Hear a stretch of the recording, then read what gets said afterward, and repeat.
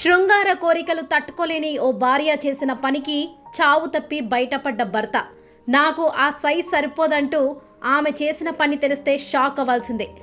85,000 కోట్ల ఆస్తి ఉండి కూడా ఏమీ చేయలేని స్థితిలో ఉండిపోయారు.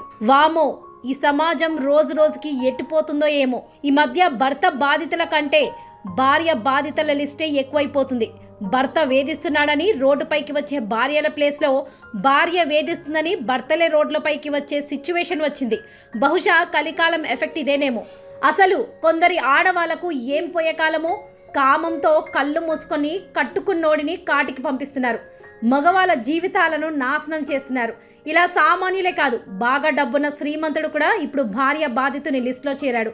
గత 4-5 రోజుల నుండి సోషల్ మీడియా ఓపెన్ చేస్తే చాలు ప్రసన్న శంకర్, దివ్యాల విడాకుల రచ్చనే కనిపిస్తుంది. చూడముచ్చటగా ఉన్న ఈ జంట ఏకంగా ప్రేమ పెళ్లి చేసుకొని మగబిడ్డకు జన్మనిచ్చి ఒకవైపు చేతి నిండా డబ్బుతో, మరోపక్క హ్యాపీ లైఫ్తో ఎంచక్క అమెరికాలో బ్రతికేస్తున్నారు. కట్ చేస్తే ఇప్పుడు విడాకులంటూ ఏకంగా భర్తపై సినిమా రేంజ్లో సీన్ క్రియేట్ చేసి తెర మీదకి వచ్చింది భార్య. కానీ అసలు ట్విస్ట్ ఇక్కడే స్టార్ట్ అయింది. మరి వారి మధ్య అసలు ఏం జరిగింది? లవ్ మ్యారేజ్ చేసుకున్న వీళ్ళు ఇప్పుడు విడాకులు తీసుకోవాల్సిన అవసరం ఏంటి? భార్య రాసలీలల భాగోతంను భర్త ఎలా బయటపెట్టాడు? అమెరికాలో క్లియర్ అవ్వాల్సిన రచ్చ చెన్నైకి ఎందుకు షిఫ్ట్ అయింది అనే విషయాలు ఇప్పుడు ఈ వీడియోలో తెలుసుకుందాం. చెన్నైకి చెందిన ప్రసన్న శంకర్ నారాయణ అనే వ్యక్తి అమెరికాలో ప్రముఖ హెచ్ఆర్ టెక్ స్టార్టప్ రిప్లింగ్ సహా వ్యవస్థాపకుడనే కాకుండా అనేక స్టార్టప్ కంపెనీలో పెట్టుబడులు పెట్టాడు. ఇక ఈ కంపెనీ వర్త్ ఎంతంటే $10 మిలియన్, అంటే మన ఇండియన్ కరెన్సీ ప్రకారం అక్షరాల 85,000 కోట్ల పైమాటే. అంతేకాదు, సింగపూర్లో OXPPL అనే క్రిప్టో బెస్ట్ కంపెనీని కూడా స్టార్ట్ చేసి అక్కడే సెటిల్ అయ్యాడు. అయితే ప్రసన్న కాలేజీలో చదువుకుంటున్న రోజులో దివ్య అనే అమ్మాయిని ప్రేమించి ఇంట్లో వాళ్ళకి ఒప్పించి పెళ్లి చేసుకున్నాడు. ఆ తర్వాత వారికి ఒక పండంటి బాబు కూడా పుట్టాడు. అలా ఒకవైపు కోట్లు సంపాదిస్తూ మరోవైపు ఫ్యామిలీతో హ్యాపీగా సాగుతుంది అతడి జీవితం. అలా హ్యాపీగా సాగుతున్న అతడి లైఫ్ని ఒక ఎక్సెల్ కాండోమ్ మార్చేసింది. అవును, మీరు విన్నది నిజమే. వారి లైఫ్ 3 పువ్వులు 6 కాయలుగా అద్భుతంగా లీడ్ అవుతుందని అనుకున్న టైంలో అనూప్ అనే వ్యక్తి వీరిద్దరి మధ్య ఎంటర్ అయి దివ్య మనసులో ప్లేస్ సంపాదించుకున్నాడు. అలా దివ్య భర్తను పక్కకు పెట్టేసి అనూప్తో 6 నెలలుగా ఇల్లీగల్ రిలేషన్షిప్ కొనసాగించగా ఈ విషయంను ప్రసన్నే సోషల్ మీడియా ద్వారా చెప్పుకొచ్చాడు.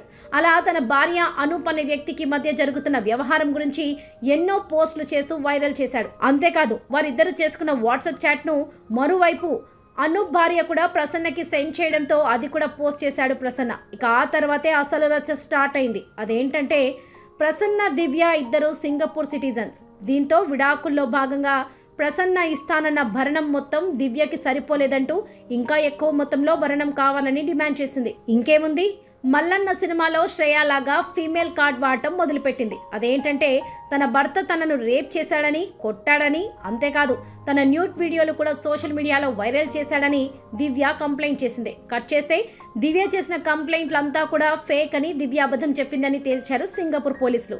ఇక తర్వాత ప్రసన్న ఇండియాలో డైవోర్స్కి అప్లై చేస్తే దివ్య మాత్రం యుఎస్లో అప్లై చేసింది. కారణం, ఇండియాలో మన రూపీస్ ప్రకారం డాలర్స్తో కంపేర్ చేస్తే తక్కువగా భరణం వచ్చే అవకాశం ఉంటుంది కాబట్టి అమెరికాలో డివోర్స్ అప్లై చేస్తే డాలర్స్ ఇంకా ఎక్కువ రూపంలో వచ్చే అవకాశం ఉంటుందని మాస్టర్ ప్లాన్ చేసింది దివ్య. అలా సింగపూర్లో ప్రసన్న దగ్గర ఉంటున్న తన 9 ఏళ్ల కొడుకుని తీసుకొని యుఎస్కి పారిపోయింది. అయితే ఇక్కడ దివ్య చేసిన మరో మాస్టర్ ప్లాన్ ఏంటంటే, డివోర్స్ కేసులో పిల్లోడు తన వైపే ఉంటే జడ్జిమెంట్ కూడా తనకు అనుకూలంగా ఉంటుందని అనుకుంది దివ్య. కానీ సీన్ రివర్స్ అయింది. అదేంటంటే, అమెరికన్ జస్టిస్ ఆ బాబు కస్టడీ ప్రసన్నకే ఉండాలని చెప్పి ప్రసన్నకి బాబుని హ్యాండ్ ఓవర్ చేశారు. దీంతో సింగపూర్, అమెరికాలో దివ్య పప్పులు ఉడకకపోవడంతో చివరికి ఇండియాకి మకాం మార్చింది. అలా ప్రసన్నతో చెన్నైకి వెళ్ళి మనం సెటిల్ చేసుకుందామని కబురు పంపింది. ఇక ఇక్కడ దివ్య ప్లాన్ సక్సెస్ అయ్యే మార్గాలు కనిపించాయి. అంటే సింగపూర్, అమెరికాలో లాగా ప్రసన్నకు న్యాయం దొరకలేదు. దీంతో తను చేయని నేరానికి, కట్టుకున్న పాపానికి చేసేదేమీ లేక 9 కోట్ల బోనస్, అలాగే నెలకి 4.5 లక్షలు ఇస్తానని చెప్పి MOU మీద సైన్ చేసుకున్నారు ఇద్దరు. అలా ఈ ఇష్యూ అంతా చెన్నైలోనే జరిగింది. అలా 2 కుటుంబాలు ఇన్వాల్వ్ అయి మ్యూచువల్ అండర్స్టాండింగ్కి సంబంధించి బాబుకు వచ్చే ఆస్తులు తన భార్య విడిపోయిన తర్వాత తనకి మాజీ భర్త ద్వారా లభించాల్సిన ఆల్యూమికి సంబంధించి ఆ ఇంటర్ ప్రాసెస్లో వాళ్ళు MOU చేసుకుని సంతకాలు చేసుకున్నారు. అయితే దివ్యకి అక్కడ కూడా సాటిస్ఫాక్షన్ లేదు. అంటే ఇంకా ఎక్కువ స్థాయిలో తనకి భరణం కావాలన్న ఆశలో ఉంది. దీంతో తన మాజీ భర్తను ఇంకా ఎక్కువగా టార్చర్ చేస్తే ఖచ్చితంగా అతని నుంచి పెద్ద మొత్తంలో అమౌంట్ వస్తుందని అనుకుంది. అలా మళ్ళీ అమెరికాకు వెళ్ళి అక్కడ కోర్టులో డివోర్స్కు అప్లై చేసింది. అంతేకాదు ఈసారి దివ్య ప్రసన్న మీద కిడ్నాప్ కేసు పెట్టడం, అలాగే హెరాస్ చేస్తున్నాడని ఫైల్ చేసింది. ఇది రొటీన్ ప్రాసెస్లో భాగంగా ప్రసన్న తన స్టెప్స్ అన్నిటికీ కూడా ఫాలో చేస్తూ ఉన్నాడు.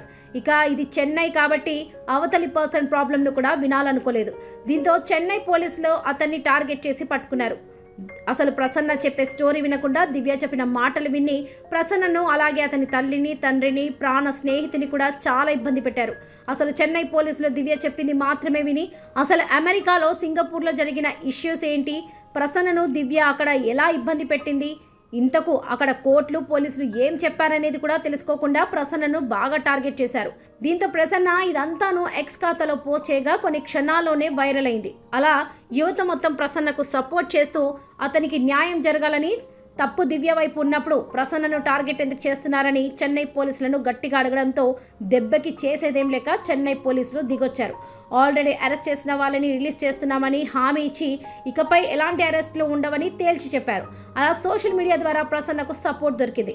అంటే మన ఇండియాలో న్యాయ వ్యవస్థ ఎలా ఉందో ఇక్కడే అర్థమవుతుంది. ఇలా ఇండియన్ చట్టాలకి బలైపోతున్న ఘటనలు ఎన్నెన్నో ఉన్నాయి. అంతేకాదు సాఫ్ట్వేర్ ఇంజనీర్ అతుల్ సుభాష్ రీసెంట్గా సూసైడ్ చేసుకున్నాడు. భార్య, అత్తింటి వారి చిత్రహింసలు భరించలేకే నేను ఆత్మహత్య చేసుకుంటున్నాను అంటూ అతుల్ రాసిన 40 పేజీల సూసైడ్ నోట్, 90 నిమిషాల వీడియో రికార్డింగ్ ఇప్పటికీ కూడా అది అలానే సజీవంగా ఉంది సోషల్ మీడియాలో. ఇక విడాకుల సెటిల్మెంట్ కోసం 3 కోట్ల డిమాండ్ చేస్తున్నారని అందులో సుభాష్ పేర్కొన్నాడు. కానీ మార్పు ఏం జరిగింది, ఎంతవరకు మార్పు వచ్చిందంటే అసలు దాని గురించి మాట్లాడే వాళ్ళు ఎవ్వరూ లేరు. మహిళల రక్షణ కోసం తెచ్చిన చట్టాలన్నీ కొందరు భర్తలపై కేవలం పగ తీర్చుకోవడం కోసం భర్తను వేధించడమే టార్గెట్గా వాడేస్తున్నారని చెప్పాలి. దీంతో ఈ కేసులో నిజాలు అంత తొందరగా తెలియవు కాబట్టి మగవారు అప్పటిదాకా మానసిక వేదనను అనుభవించాల్సిందే. ఈ కేసులు పెడితే తప్పొప్పులన్నీ విచారించడం కంటే ముందే ఒకవేళ భార్యాభర్తల మధ్య మనస్పర్ధలు వచ్చి భార్య వెళ్ళి కేసులు పెడితే అసలు తప్పు ఎవరిది, ఒప్పు ఎవరిది, ఎందుకు ఈ కేసు పెట్టాల్సి వచ్చింది, ఎందుకు వాళ్ళు కోర్టుని ఆశ్రయిస్తున్నారు అనేది విచారించడం కంటే ముందే ఆ భర్తను అరెస్ట్ చేసి అసలు నేరం రుజువు కాకముందే ముద్దాయని ముద్ర వేస్తుంది ఈ సొసైటీ. నిజానికి ప్రసన్న ఈ కేసులో యుఎస్లో, సింగపూర్లో గెలిచాడు. కానీ ఇండియాలో మాత్రం గెలవలేకపోయాడు. తను ఇండియాపై పెట్టుకున్న నమ్మకాన్ని కూడా కోల్పోయాడు. ఎందుకంటే అక్కడ చట్టాలకి ఇక్కడ చట్టాలకి ఎంతో తేడా ఉందని తను అర్థం చేసుకున్నాడు. అంటే ఇక్కడ ఒక కేసు పెడితే చాలు, విచారణ, నిజాలు అనేవి పట్టించుకోకుండా భార్యలకే ఫేవర్ అవుతున్నాయి. భార్య తనని మెంటల్ టార్చర్ పెట్టిందని చెప్పినా కూడా వాటికి ఆధారాలుండవు కాబట్టి మహిళల వైపే చట్టాలు, న్యాయస్థానాలు నిలుస్తున్నాయి. అందుకే ఇండియాలో భరణం కేసులకి చాలా మంది బలైపోతున్నారు. అంటే ఆడవాళ్లకున్న చట్టాల వల్ల కొందరు ఆడవాళ్ళు ఇలాంటి చట్టాలను తమకు అనుకూలంగా మార్చుకోవడం వల్ల కొందరి భార్య బాధితులకు న్యాయం జరగడం లేదని చెప్పాలి. చూసారు కదా ఫ్రెండ్స్, మరి దీని గురించి మీరేం చెప్పాలనుకుంటున్నారో కామెంట్స్ రూపంలో తెలపండి.